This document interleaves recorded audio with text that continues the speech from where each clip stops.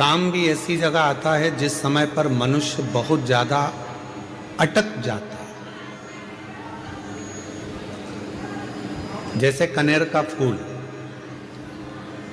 और दुर्वा का संग।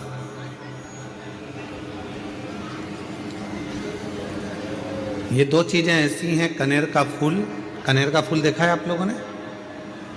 हाथ उठाओ जिन जिन ने कनेर का फूल देखा है सबने? रखो अपने। एक कनेर का फूल, एक दुर्वा। दुर्वा हमारे यहाँ पर कहते हैं वो हरी हरी जो घास होती है, दूब होती है, उसको दुर्वा कहते हैं।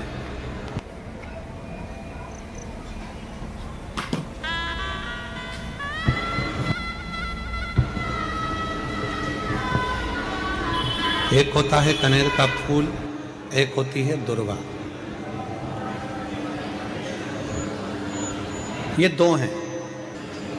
शिव महापुराण की कथा कहती है, शिव महापुराण का कौमार्य खंड वर्णन करता है जब व्यक्ति बहुत ज्यादा उलझनों में कहीं एकदम अचानक घिर जाए, अचानक से आकर गिर गया और उसका कोई निर्णय निकल ही नहीं रहा। वो निर्णय निकल ही नहीं रहा है, बिल्कुल इतनी अड़चन में फंस गया कि चारों तरफ से ऐसा लग रहा है कि अब तो कोई निर्णय निकल ही नहीं रहा, अब तो मर जाऊं तो अच्छा। तो शिव पुराण की कथा कहती है मरना उसका कोई हल नहीं है, सुसाइड कर लेना उसका हल नहीं है। अब मैं चारों तरफ से घिर गया हूं, बहुत परेशान हो गया हूं, बहुत तकलीफों में फंस गया हूं, तो अब तो मैं मर जाऊं तो अच्छा। उसके मन में ये भाव आ जाता है। उस समय पर कुछ मत कर, सुसाइड का तो सोची मती, मरने का तो सोची मती। केवल एक काम कर, एक कनेर का फूल और एक दुर्वा दोनों ले जा। जया, विषहरा, शामली वारी, दौतली और देव, शिव जी की 5 बेटियां। सब लोग उनका नाम लेंगे साथ में। पहले नंबर पर जया, विषहरा, शामली बारी, दौतली और देव। ये शंकर जी की जो 5 लड़कियां हैं, ये डीले कम कर दो, आवाज क्लियर कर दो। शिव जी की जो 5 लड़कियां हैं, इन 5 लड़कियों का नाम लेकर एक कनेर का फूल और एक दुर्वा जो भगवान शंकर को उत्तर की ओर मुख कर कर शिवलिंग पर समर्पित कर देता है, और एक लोटा जल धीरे धीरे शंकर भगवान को अपने मन की कामना कर कर जिस उलझन में वो फंसा हुआ है, जिस व्याधि में वो फंसा हुआ है, जिस तकलीफ में वो फंसा हुआ है, उसका स्मरण करते करते वो शिव जी से अपने मन की बात कहते कहते अगर जल उसी दुर्वा, उसी कनेर के फूल के ऊपर शिवलिंग पर जो चढ़ा हुआ है उस पर समर्पित करता है, कहते हैं 4 घंटे भी नहीं लगते। 3 महीने तो जान दो, 3 दिन भी जान दो, 4 घंटे भी नहीं लगते और देवाधिदेव महादेव उस व्याधि से उसको निकालना प्रारंभ कर,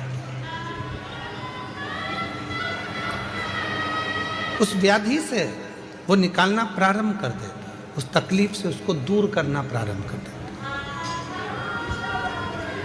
पर एक निवेदन है आप सबसे, अगर शिव महापुराण पर आपका भरोसा है और शिव जी पर विश्वास है तो ये सब कुछ करा हुआ हमें फल देता है, और अगर भरोसा ही नहीं है, विश्वास ही नहीं है, तो फिर बड़ा मुश्किल है कि आप शंकर को जल चढ़ाते चढ़ाते पूरी जिंदगी निकाल दोगे तो भी उसका कोई हल, उसका कोई फल मिलना नहीं, पूरी जिंदगी में।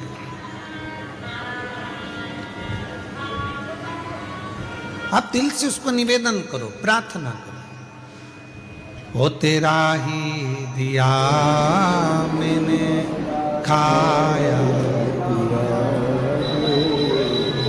तेरा शुक्रिया, तेरा शुक्रिया, मुझे भोले बाबा बहुत दे, तेरा शुक्रिया, तेरा शुक्रिया। अपने मन की बात कर। ऐसे दयालुनाथ से रिश्ता निभाइए। बोलो, जितने बैठे हो सब बोलो, ऐसे दयालुनाथ से रिश्ता बनाइए, मिलता रहेगा आपको जो कुछ भी चाहिए, मिलता रहेगा आपको जो कुछ भी चाहिए। ऐसा करिश्मा हुआ कभी नहीं, ऐसा करिश्मा हुआ कभी नहीं। मांगा है भोलेनाथ से, आवाज नहीं आ रही आप लोगों की, मांगा है भोलेनाथ से वरदान, तेरी दया बनी रहे जब तक है जिंदगी, तेरी दया बनी रहे जब तक है जिंदगी,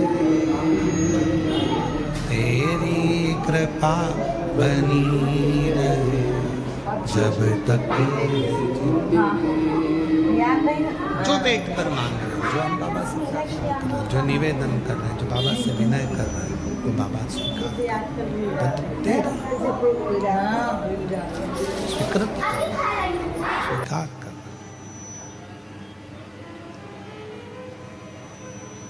देवराज कभी शिव मंदिर नहीं गया, देवराज कभी भगवान शंकर की आराधना नहीं करा, कभी मंदिर नहीं गया, कभी पूजन नहीं करी, कभी अर्चना नहीं करी, पर माँ ने जो जल चढ़ाया था, एक लोटा जल, वो माता का चढ़ाया गया जल बेटे के कार्य आ गया।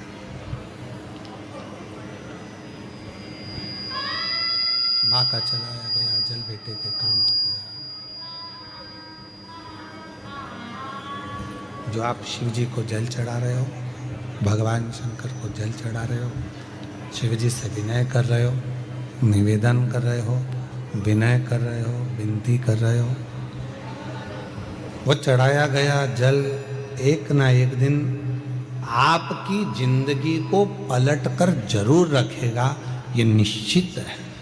जो चढ़ा, जो शंकर भगवान को जल चढ़ा रहा है, जो शिव जी को जल समर्पित कर रहा है, वो आपका जीवन बदल कर रहा है, ये निश्चित।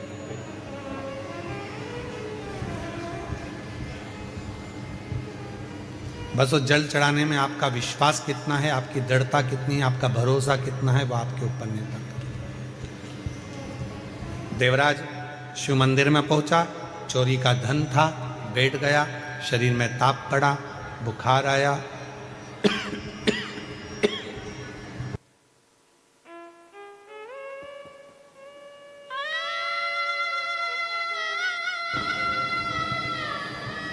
शरीर में ताप पड़ा, बुखार आया, और देवराज शरीर में ताप पड़ने पर, बुखार आने पर दुबक कर बैठा था, चुप कर। परसों के दिन जब हम सीहोर में थे बाबा के धाम में, तो एक किसी ने प्रश्न किया था परसों, और उस प्रश्न में उसने कहा कि गुरुजी, सबसे पहले शंकर भगवान जब अपने भक्त पर कृपा करते हैं, जब शंकर भगवान अपने भक्त का दुख काटना चालू करते हैं, तो हमको कैसे मालूम पड़ता है कि भगवान शंकर ने अब हमारा दुख काटना प्रारंभ कर दिया? हमें मालूम कैसे पड़ेगा? तो हम उमाखंड में एक चरित्र आता है, जब माता पार्वती जी तप करते करते करते करते करते करते माता पार्वती के बहुत वर्ष निकल गए और पार्वती भगवान शंकर को प्राप्त करना चाहती थी। तो पार्वती के प्रसंग को हम देखें उमा खंड में तो वर्णन आता है कि शिव जब करुणा करना चाहते हैं, जब शंकर भगवान आपको स्वीकार करना चाहते हैं तो सबसे पहला झंडी किस रूप में दिखाते हैं? तो कहा शंकर भगवान स्वयं आपके स्वप्न में आकर,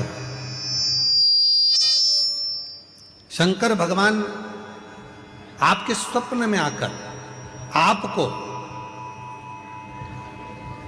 दर्शन भी देते हैं और कोई कोई शिव भक्त ऐसा होता है कि उसको स्वप्न में भी शिव के भक्त के मुख से, जब स्वप्न में भी ब्रह्म मुहूर्त में कथा सुनने का स्वप्न दिखना चालू हो जाए कि मुझे कोई कथा सुना रहा है, शिव पुराण सुन रही हूँ, शंकर बैठे हैं, उनका दर्शन कर रही हूँ, तो समझ लेना कि शिव तुझे अब दुख से दूर करना प्रारंभ करना चाह रहे हैं, तुझे दुख में पाना।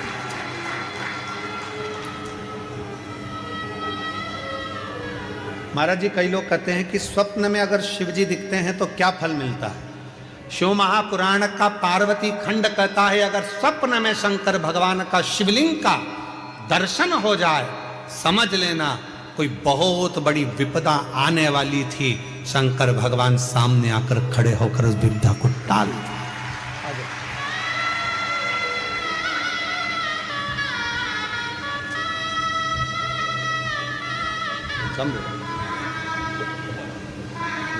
वो आपका स्वप्न में भी आकर आपका दर्शन देकर कह जाता है कि अब चिंता करने की जरूरत साथ है, संग खड़ा, दुख मिटाने के लिए तुम्हारे पास में आकर खड़ा है, क्यों चिंता करना?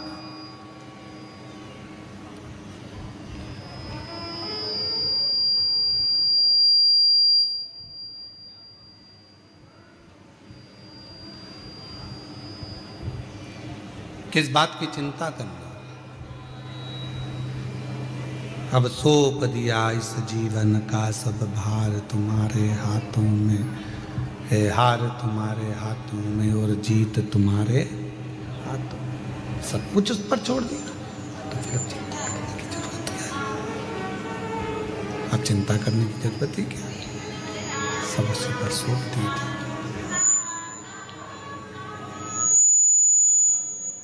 जब भक्ति की प्रबलता होती है, विश्वास दृढ़ होता है, भरोसा दृढ़ होता है, विश्वास दृढ़ होता है, भक्ति प्रखर होती है, तब शिव करुणा जरूर करते हैं। इसलिए कहा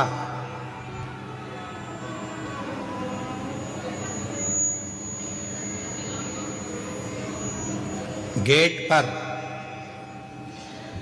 बेड पर और डेट पर, तारीख पर, तुम्हारे दुख के समय पर, तुम्हारी तकलीफ के समय पर, तुम्हारी कष्ट के समय पर जो खड़ा है,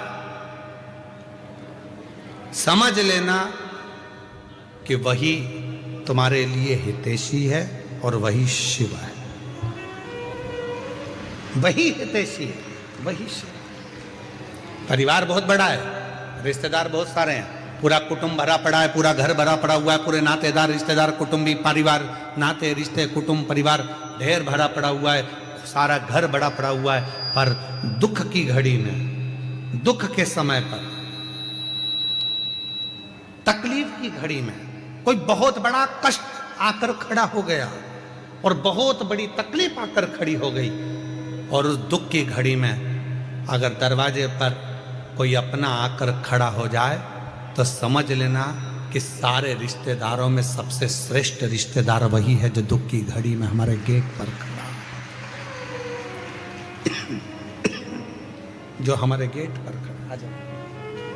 आ जाइए।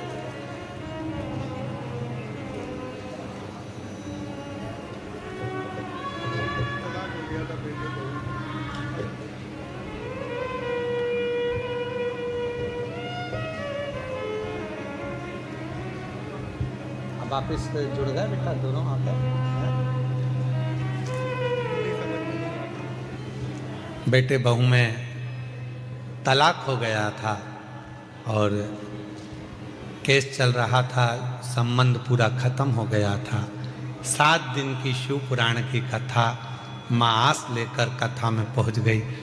कहा मेरे बेटे बहू को वापिस जोड़ दो, और भगवान जब बड़ौदा में कथा होगी तो पत्र भेजूंगी। और शिव की कृपा से आज दोनों का संबंध जुड़ गया, वापिस एक हो गए। एक बार जोरदार ताली बजाकर साथ ये बेटे बहू।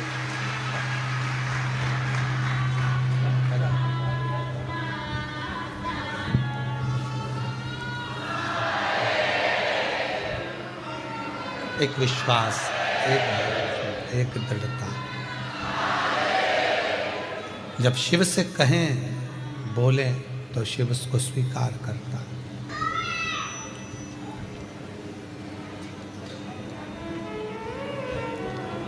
गेट, बेड और डेथ, 3 है। दुख के समय पर कोई तुम्हारे दरवाजे पर खड़ा है तो समझ लेना वही तुम्हारा सबसे ज्यादा श्रेष्ठ हितैषी है। वो पूरा विश्वास के साथ खड़ा हुआ। कई लोग परिवार के भी ऐसे होते हैं, रिश्तेदार नातेदार ऐसे होते हैं, कुटुंबी परिवार वाले ऐसे होते हैं कि जैसे ही कोई दुख का समय आता है, तकलीफ की घड़ी आती है, किसी के यहाँ मालूम पड़े कोई ईडी का, इनकम का कोई फालतू की बात, कोई केस, कोई थाना, कोई कचहरी, कोई चीज हो जाती है, तो लोग उसके दरवाजे पर जाते ही हैं, पहुंचते। तुम्हारे दुख के समय पर अगर कोई गेट पर खड़ा है, तुम्हारे साथ खड़ा है, समझ लेना कि वही शिव है, वही श्रेष्ठ है। पहले नंबर पर गेट, दूसरे नंबर पर बेड। तुम्हारी बीमारी के समय पर, तकलीफ के समय पर, शरीर में रोग के समय पर, हॉस्पिटल में बेड पर पड़े हुए हो, घर पे पलंग पर पड़े हुए हो, और कोई तुम्हारे बेड के पास खड़ा है, तो समझ लेना वही तुम्हारे लिए श्रेष्ठ है। बाकी के जितने हैं वो सब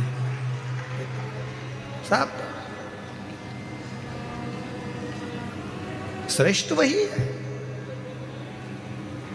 कौन कौन है परिवार में? तो कहा मेरे 4 मामा जी हैं, 3 मौसी जी हैं, मेरा 4 बेटे हैं, 4 बहुएं हैं, मेरी लड़की दामाद 3 मेरी बेटी हैं, 3 दामाद हैं, दामाद के बच्चे हैं, मेरा देवर है, देवरानी है, जेठ है, जेठानी है, और मालूम पड़ा शरीर में कष्ट आ गया, रोग आ गया, हॉस्पिटल में पड़े हो, और हॉस्पिटल में पड़े हो, और मालूम पड़ा एक दिन भी अगर परिवार वाले तुम्हारे बेड के पास आकर खड़े नहीं हुए, तुम्हारे दरवाजे पर आकर खड़े नहीं हुए, तो वो रिश्तेदार किस काम के? और कोई दूसरा हॉस्पिटल में बीमार व्यक्ति अपने मरीज को देख रहा था और साथ में तुम्हारी भी देखभाल कर रहा है, तो उससे बड़ा दुनिया में कोई नहीं हो सकता। वो बेड के पास खड़े होकर तुमको निहार। परिवार इतना बड़ा, घर इतना बड़ा, कुटुंब इतना बड़ा, रिश्ते इतने सारे, पर गेट पर, बेड पर और डेट मतलब तारीख, कहीं कचहरी में तारीख चलती है, कहीं कोर्ट में तारीख चलती है, कहीं दुख की तारीख होती है, कहीं तकलीफ की तारीख होती है। परिवार वालों से कहा हमारे ऊपर ये ऐसे तकलीफ है, अपन उस तारीख को वहाँ चलेंगे, तुम हमारे साथ चलना, अपन उस तारीख को वहाँ चलेंगे, तुम हमारे साथ चलना। कोई उस डेट में खड़ा नहीं होता, तो रिश्ते नाते कुटुंब कबीले किस काम के, परिवार किस काम के? गेट, बेड और डेट, ये 3 ऐसे हैं। दुख के समय पर, तकलीफ के समय पर कोई यदि आपके साथ दरवाजे पर खड़ा है, बीमारी के समय पर कोई आपके पलंग के पास खड़ा है, और कोई तारीख पर आपके साथ खड़ा है, तो समझ लेना कि आपका अपना है, आपका कष्ट आपका अपना है, वो कोई दूसरा नहीं है, वो श्रेष्ठ है, वो श्रेष्ठ है।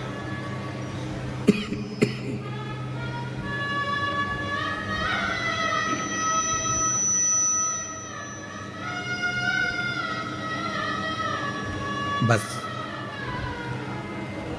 देवराज नाम का ब्राह्मण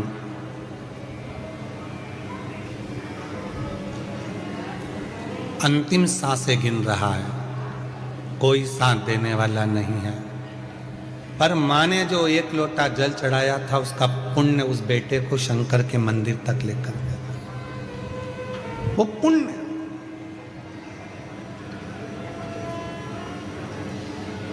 बड़ौदा के इस पंडाल में जितने शिव भक्त बैठकर कथा को सुन रहे हैं, आपको शिव महापुराण की कथा में लेकर कौन आया? कौन तुमको यहां लेकर आया? आपका पुण्य, जो आपने 1 लोटा जल शंकर के मंदिर में चढ़ाया था, वो पुण्य आपको याद रखना, आपका पुण्य।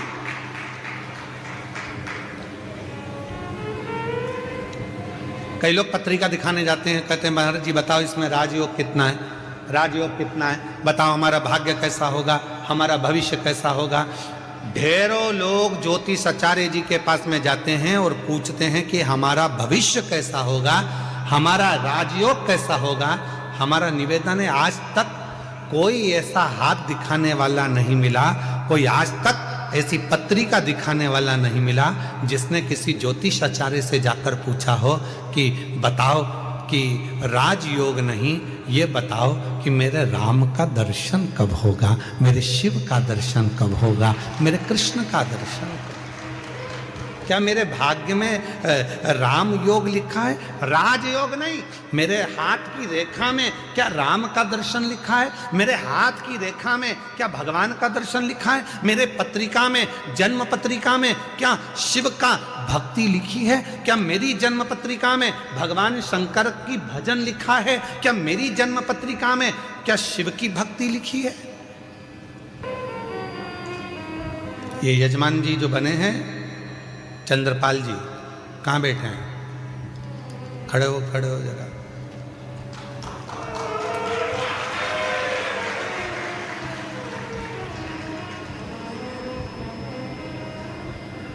जब महेश बंसल जी, ये महेश बंसल जी हैं, महेश बंसल जी ने जब हमको कल कहा कि गुरुजी मुख्य यजमान ये चंद्रपाल जी हैं, महेश बंसल जी आप कल बोले कि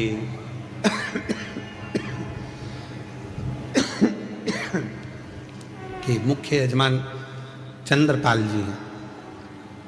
चंद्रपाल जी जब हमारे को मिले, इनकी पत्नी और इनके चेहरे पे ऐसी खुशी, ऐसी खुशी,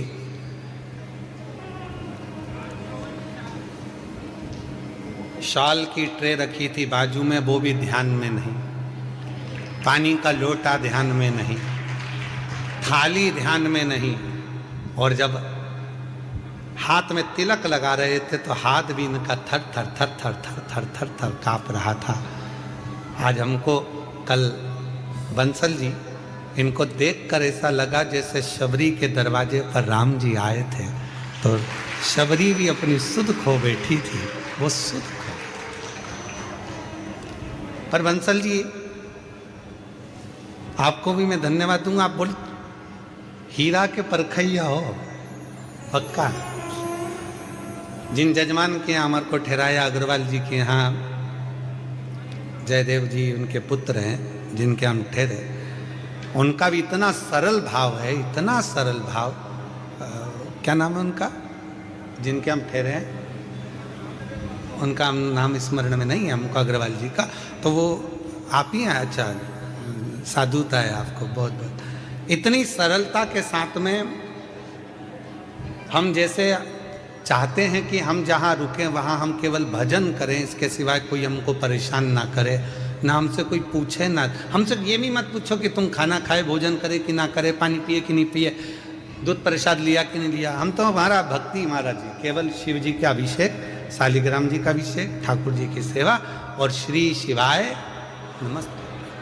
तो मैं इनको भी धन्यवाद दूंगा, आपने ऐसी जगह ठहराया कि जहाँ उनकी बहू बच्चे कोई नहीं, केवल कुछ कोई पूछे ना, केवल उनको मालूम है गुरुजी अपनी भक्ति में लगे हैं, भोजन प्रसाद बना देना, ठाकुर जी की सेवा में पहुंचा देना। अग्रवाल जी आपको भी बहुत बहुत धन्यवाद देता हूँ इस चीज़ के लिए। साधु विराजिए, बहुत बहुत साधु। शिव तत्व इसी को कहते हैं।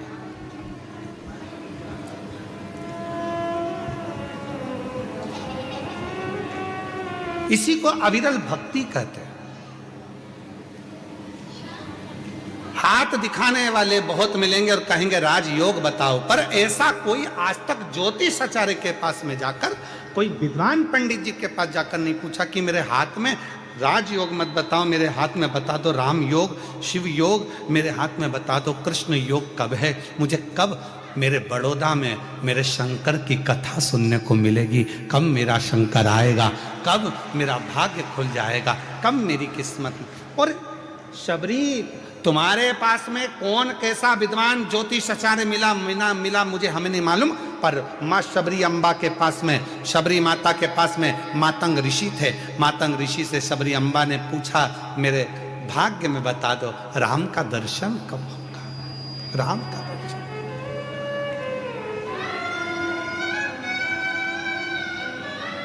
शबरी चाहती तो मातंग ऋषि से कह सकती थी कि मेरी 4 मंजिल का भवन कब बनेगा, गाड़ी कब आएगी, बंगला कब आएगा, राज्य योग कब बनेगा, पर शबरी ने यह कुछ नहीं मांगा। शबरी ने तो केवल इतना कहा कि मेरे ऊपर कृपा कर कर बता दो कि मुझे राम का दर्शन कब होगा।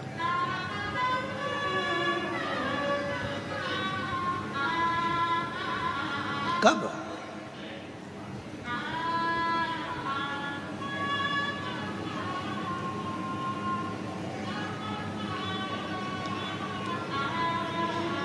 कब मुझे दर्शन हो, कब मैं मिलूं उससे। आप लोगों ने एक प्रसंग सुना होगा कि पंडित जी कहते हैं कि शंकर जी पे गंगा जल चढ़ाओ। अरे बोलो तो जम के, सुना है कि नहीं सुना? कई पंडित जी कहते हैं पूजन करने बैठे हो गंगा का जल लाओ शंकर पे चढ़ाएंगे, गंगा जल लाओ शिव जी पे चढ़ाएंगे।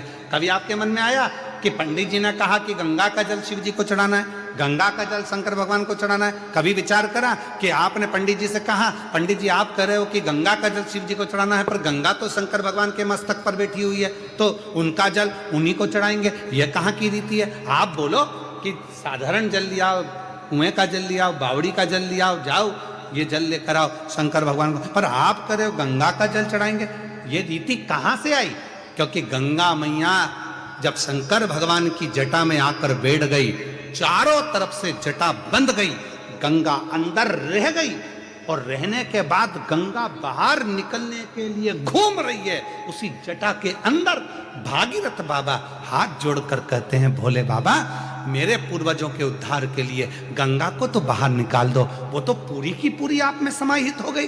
तब शंकर भगवान ने कहा कौन कह रहा है कि गंगा को निकालना है? भागीरथ जी कहते हैं मेरे पूर्वजों के लिए गंगा को निकाल दो, मैं गंगा को निकालने को तैयार हूं। गंगा तैयार है?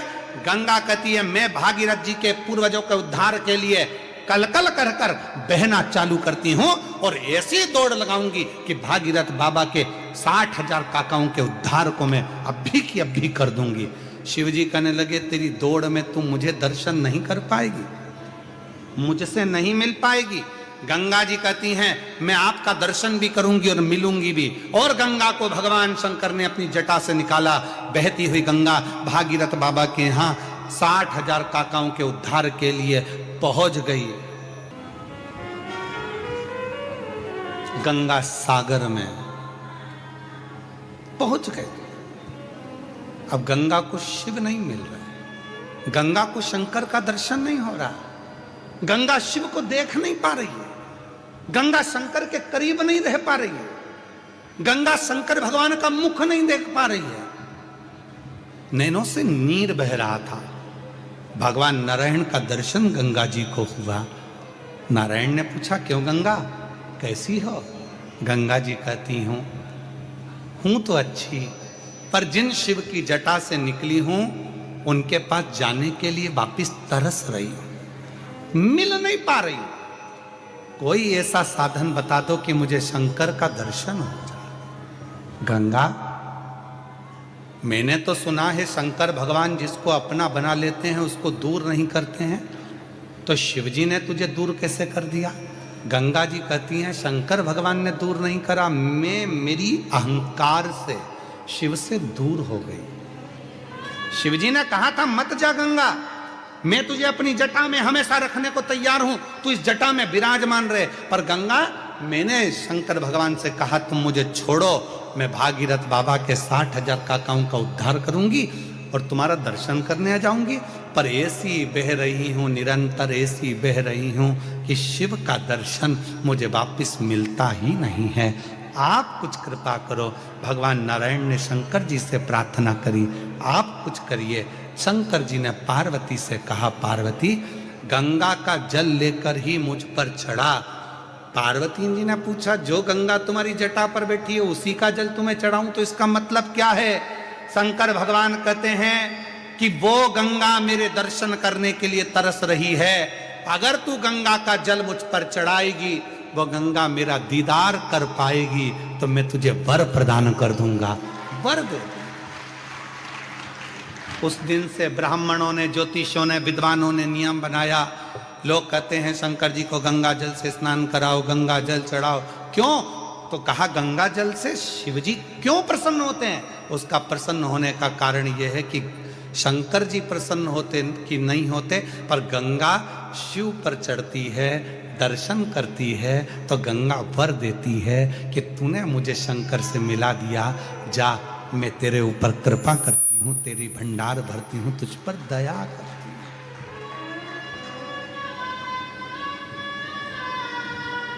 कृपा करती हूँ, मैं तुझ पर दया करती हूँ। और मिलाने वाला कितना श्रेष्ठ होता है ये आप सबको मालूम है। मिलाने वाला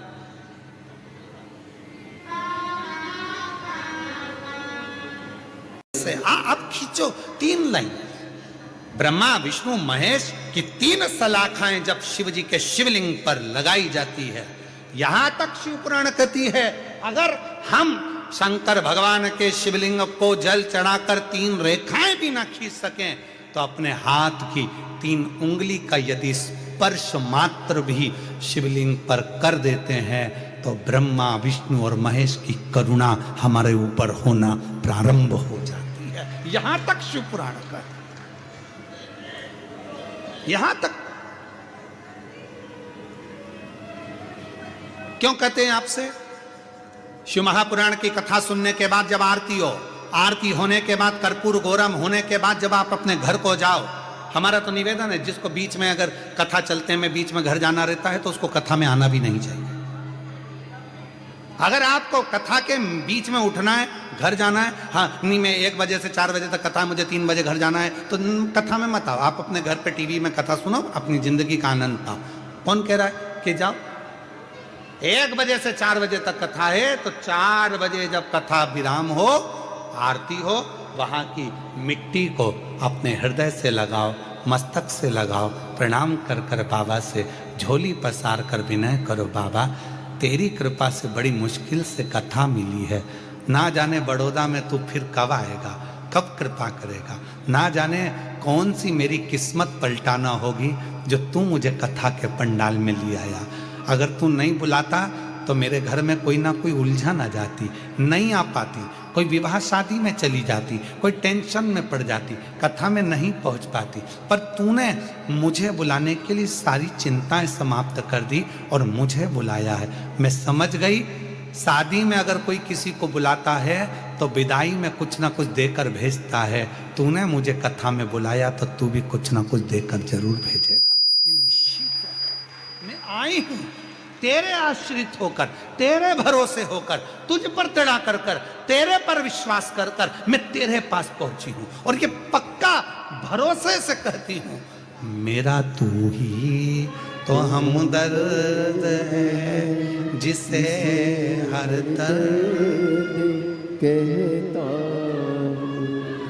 नहीं आती बच्चों को लिखना नहीं आता, पर लाइन खींचना तो आता है। बच्चा दीवार पे लाइन खींच देता है, बच्चा कॉपी में लाइन खींच देता है, माँ हाथ पकड़कर उस बच्चे को लिखना सिखा देती है। उसी तरह जो शंकर के मंदिर में जाकर 1 लोटा जल चढ़ाना प्रारंभ करता है, 3 रेखाएं खींचना प्रारंभ करता है, चंदन लगाकर त्रिपुंड बनाना प्रारंभ करता है, बाबा उसके भी जीवन में सुख हाथ पकड़कर देना प्रारंभ कर देता है। सुख देना, प्रसन्नता देना।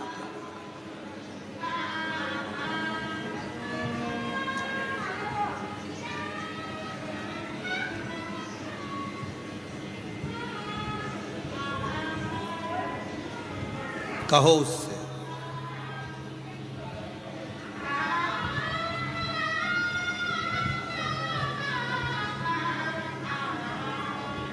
एक पत्र में एक बहन जी ने लिखा है,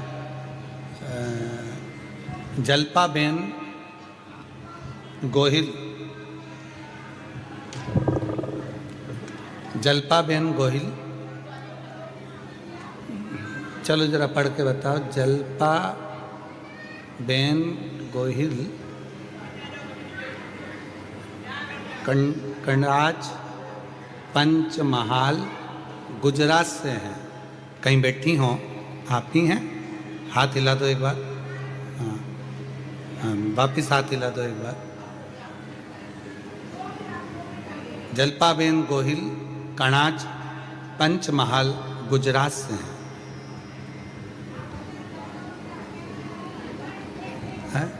दो माताएं हैं जिनका नाम ये है। जल्पाबेन कौन सी है? जल्पाबेन हाथ हिलाएं। जल्पाबेन गोहिल हाथ हिलाइएगा। हाँ ठीक है, दिख गए, आ जाइए। एक लोटे जल का शिवरात्रि के दिन गेहूं के उपाय का आपने बताया था गुरुदेव। गुरुदेव, मेरी माँ को एक बीमारी है, पॉलीसिथीमिया कर एक बीमारी होती है जिसमें ब्लड चढ़ाया जाता है। डॉक्टर के हिसाब से वो बीमारी कभी समाप्त नहीं होती, अंतिम सांस तक रहती है।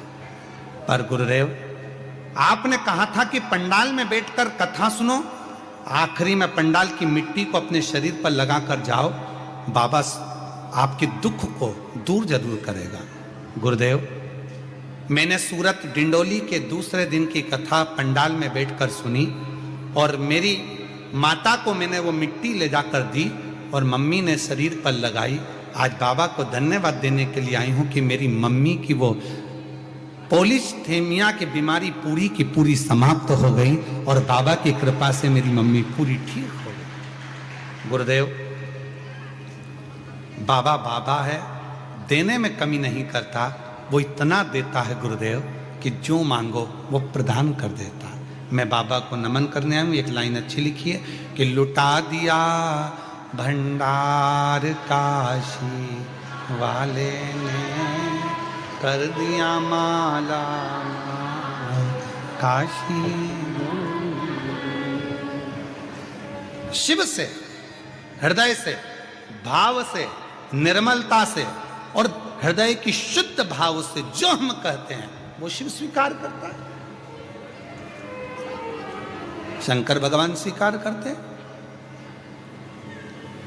देवराज नाम के ब्राह्मण को जब भगवान देता है तो कुछ ना कुछ अच्छा करने का प्रयास करता है। वो शिव मंदिर में पहुंच गया, शंकर भगवान ने हाथ पकड़ा, उसके प्राण छूटने का समय था।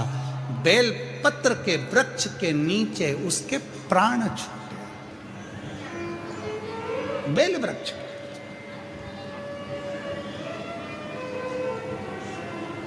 शिव महापुराण की कथा कहती है,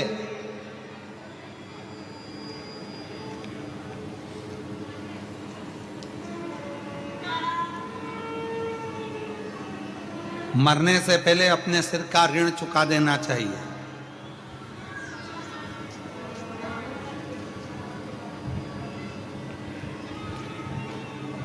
मरने से पहले अपना एक ऋण सिर पे लेकर मत जाओ, सारे ऋण चुका दो। निवेदन है, तुम्हारे मरने पर तुम्हारे अंतिम संस्कार में जितनी लकड़ी लगे कम से कम उतने पेड़ पृथ्वी पर लगाकर तो जाओ।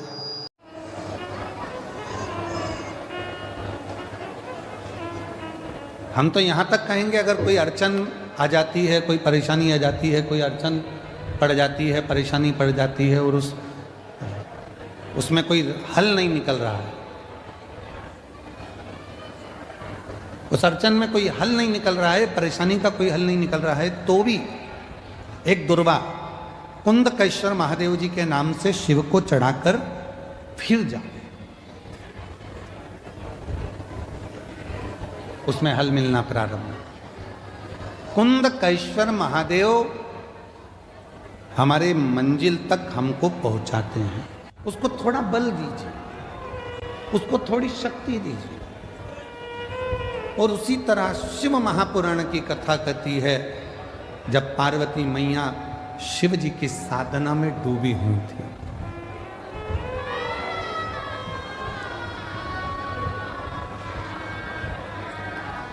जब भगवान शंकर की साधना में पार्वती मैया डूबी हुई,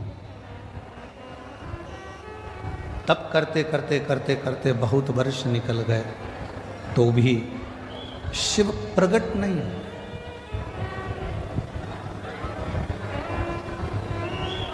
तो भी भगवान शंकर प्रकट नहीं हुए।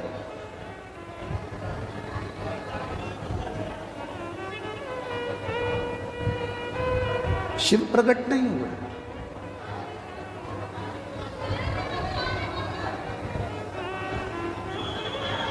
मां पार्वती जी थोड़ी सी हिम्मत हार गई। कब? जब उन्होंने सूखे पत्तों का सेवन किया, नासिका के एक ही छिद्र से श्वास लेती हैं और इसी छिद्र से श्वास छोड़ देती हैं। तब थोड़ी सी हिम्मत मां जगतजननी जगदम्बा मां पार्वती जी हारी। कई माताएं व्रत करती हैं, साधना करती हैं, उपास करती हैं, नियम ले लेती हैं, कोई व्रत धारण कर लेती हैं और उनको लगता है कि मैं व्रत कर रही हूं। जब आप लोग हिम्मत हारने लगते हो तो जिसका तुम व्रत कर रहे हो, जिसकी तुम साधना कर रहे हो, जिसका तुम तप कर रहे हो, वो देवता तुम्हें हिम्मत देने के लिए तुम्हारे मन के अंदर आकर विराजमान हो जाता है। तब वो आता है।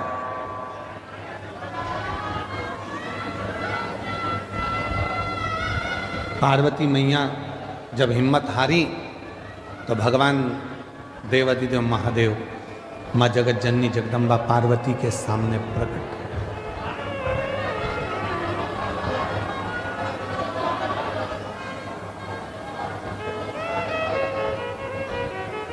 और शंभु शरणे मांगू घड़ी रे घड़ी दुख काटो, दया करे दर्शन आपो, शंभु शरणे पड़ी मांगू घड़ी रे घड़ी दुख काटो, दया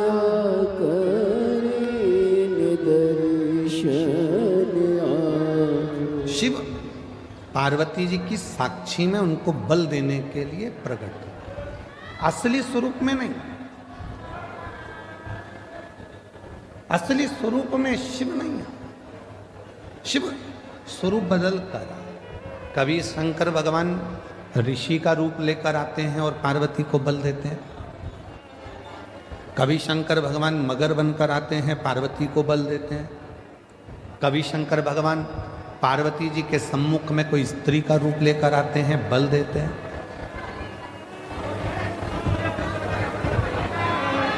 आप में से कई माताएं कहती हैं, कई जीजी कहती हैं, कई जीजा कहते हैं, कई बेटियां कहती हैं, कई बेटा कहते हैं, कई बुजुर्ग माँ बाप कहते हैं कि हम जब हिम्मत हारते हैं तो भगवान हमको हिम्मत देने क्यों नहीं आता।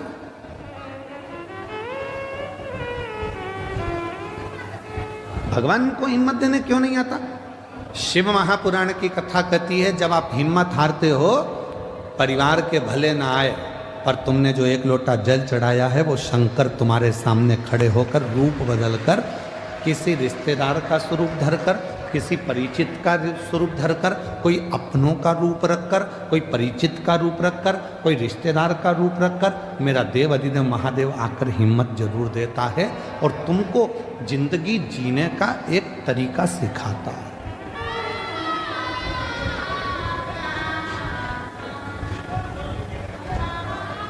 ऐसा नहीं कि संसार में जो जन्मे हैं उनको मौका नहीं मिलता, सबको देता है।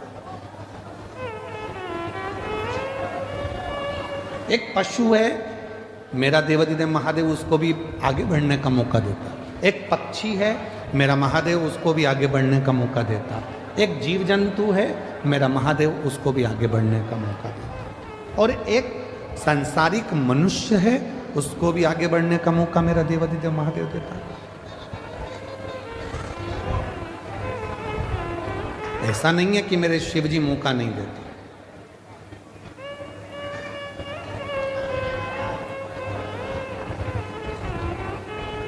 नदी में, पानी में, समुद्र में, तालाब में, कुएं में, बावड़ी में अगर कोई डूबता है, कोई डूब रहा है, तो पानी भी एक मौका देता है उसको उछाल देकर बाहर निकालने का कि अभी भी मौका है, तुम उससे बाहर निकल। पानी भी मौका देता है।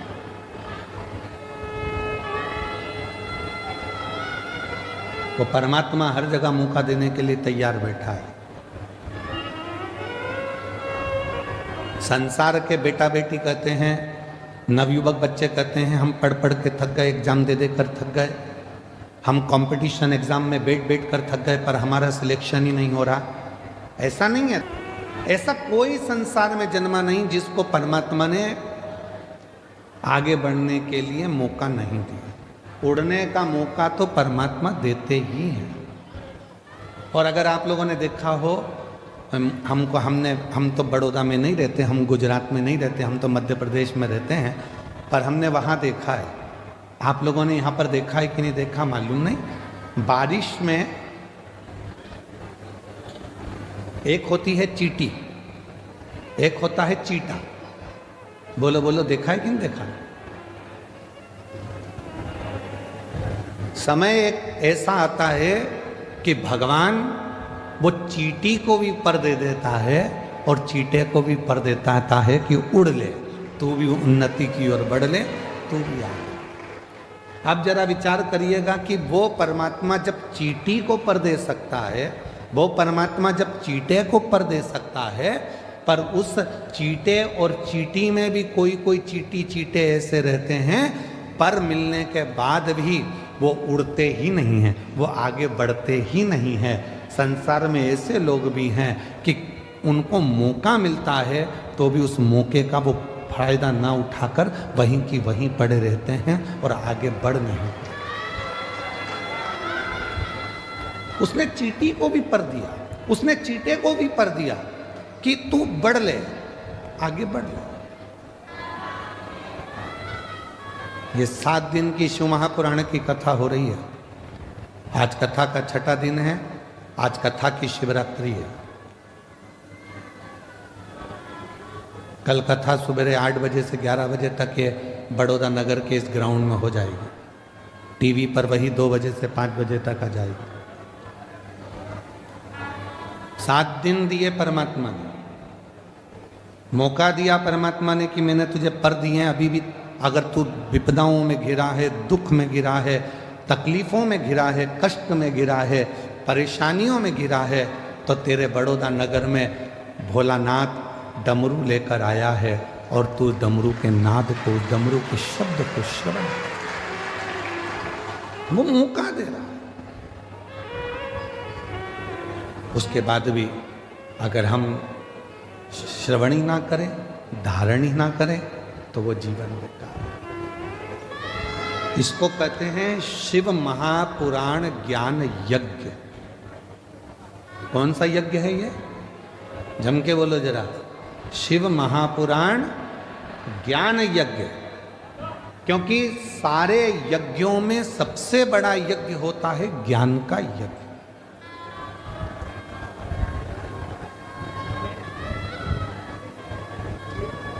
भजन संध्या कराई,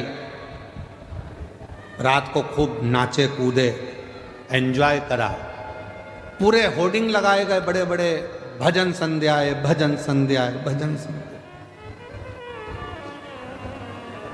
चौकी बिठाई, आज चौकी है, आज भजन संध्या है, पूरी रात लोगों ने एंजॉय करा। ठीक है, भजनों में नाचे आप, ठीक है, पर ज्ञान क्या लिया? ज्ञान क्या प्राप्त किया? बड़े बड़े यज्ञ हुए, उसमें आहुतियां छूटी, बैठने वाले बैठे, खर्च करने वालों ने खर्च भी किया, बहुत बड़े बड़े बड़े यज्ञ हुए, पर उससे हमने ज्ञान क्या लिया?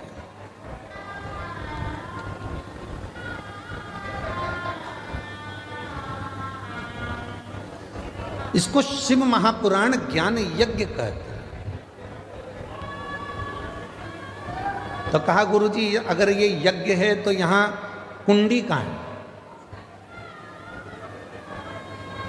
हवन की कुंडी कहां है? तो शिव महापुराण कहती है जितनी मुंडी उतनी कुंडी। ये ज्ञान यज्ञ है। इस ज्ञान यज्ञ में जितने जितने बैठे हुए हैं और जिन जिन के कानों में शिव महापुराण की कथा जा रही है, जितनी जितनी मुंडी है, जितने जितने शीश हैं, उतनी उतनी वो कुंडी है। ये ज्ञान उसकी बुद्धि में, उसके श्रवण शक्ति में जा रहा है, वो नेत्रों से दर्शन कर रहा है, हृदय में उतार रहा है, और एक ना एक दिन जो उसने ज्ञान लिया है उसकी जिंदगी में अगर उसने उतार लिया तो वो संकट से बचेगा और एक दिन मेरा भोले बाबा उसकी झोली खुशियों से भरेगा। ये वो यज्ञ है।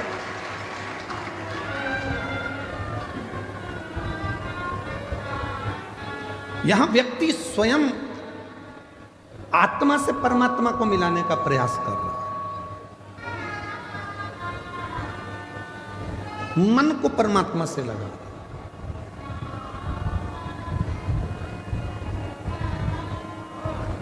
कभी किसी महाराज जी ने अपने प्रवचन में नहीं कहा कि शरीर को परमात्मा से लगाओ। कभी किसी महाराज जी ने, बड़े बड़े संत साधु ने भी अपने अपने प्रवचन में नहीं कहा कि इस तन को परमात्मा से लगाओ। किसी संत साधु गुरुजन ने नहीं कहा, किसी वक्ता ने नहीं कहा कि तन को परमात्मा से लगाओ। जिसने भी कहा एक ही बात कही, मन को, चित्त को परमात्मा से लगाओ, आत्मा को परमात्मा से लगाओ। क्यों? तन लगाने का क्यों नहीं बोला? शरीर को परमात्मा से लगाने का क्यों नहीं बोला? क्योंकि शरीर माता और पिता की देन है। इस शरीर में आधा भाग मां का है, इस शरीर में आधा भाग पिता का। शरीर माता पिता की देन है, और जब थोड़े से बड़े हो गए तो ये शरीर भोजन की देन है। जितना खाओगे उतने तंदुरुस्त रहोगे।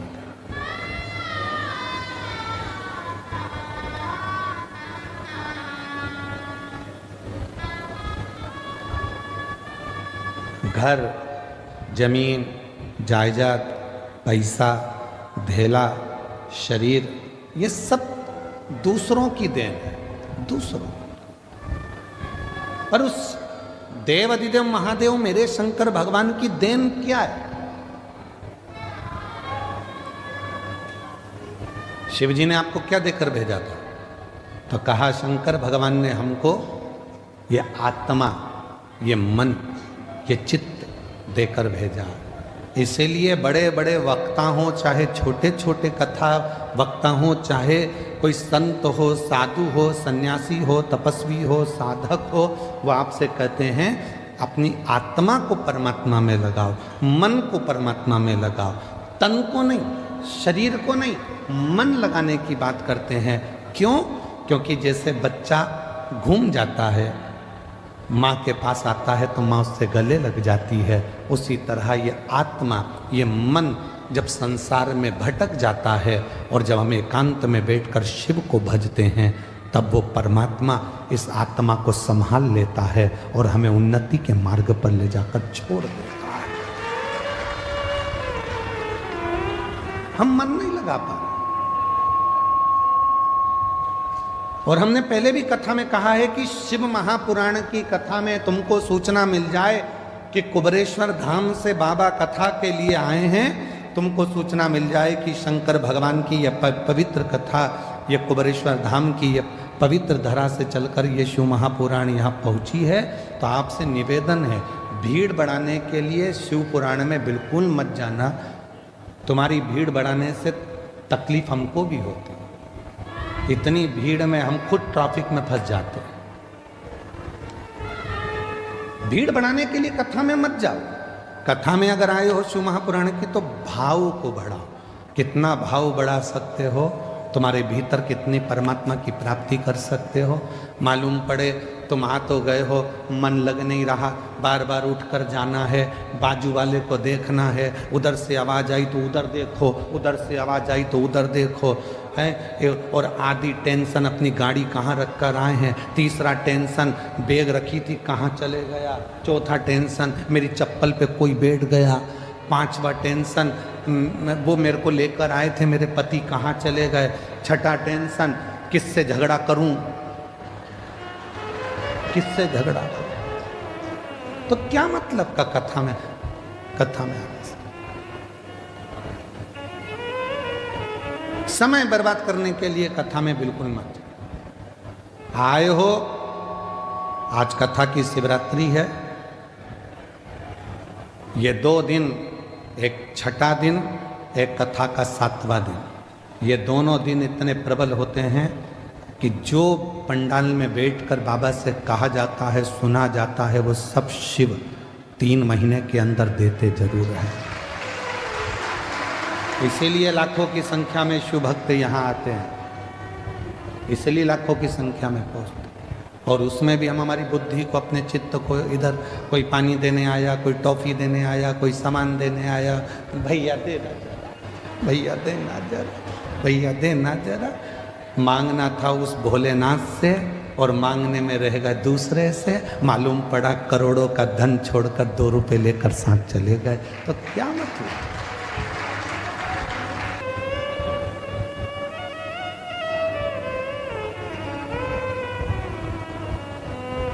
सात दिन की कथा में जितनी चिल्ला चोटनी होती उतनी पीछे के 2 दिन में होती है। क्यों? क्योंकि भगवान भी चाहता है अगर अच्छे से कथा सुन लेगी तो मुझे देना पड़ेगा, इसलिए इसको थोड़ा थोड़ा डिस्टर्ब करो, इसको थोड़ा परेशान करो। ये कथा नहीं सुन पाए, कथा नहीं सुन पाएगी तो मुझे देना नहीं पड़ेगा, इसका मन नहीं लगेगा तो मुझे देना नहीं पड़ेगा, मन लग गया तो फिर तो मुझे देना पड़ेगा। इसलिए 2 दिन तुम्हें समझदारी रखना है। चिल्लाने वाले चिल्लाएंगे, तुम्हें समझदारी रखना है। कोई तुम्हारे पास से बार बार उठ के जाए तो सिर पे पल्लू लेके पाँव पड़ ले, तेरे हाथ जोड़ो, बैठ नीचे बैठ, कहाँ बार बार जा रहा है? तुझ में नारद घुस गया क्या? नारद भरा गया क्या? बार बार जा रहा है, फिर आ रहा है, फिर जा रहा है, फिर आ रहा है, बैठ जा। बहुत सावधानी की जरूरत है।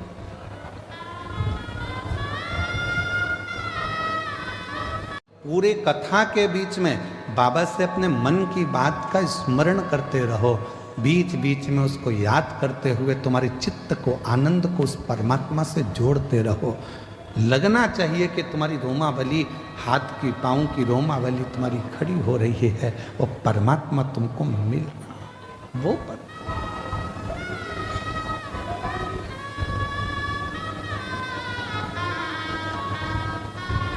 भाव की मूलता रखी, भीड़ की नहीं। पार्वती मैया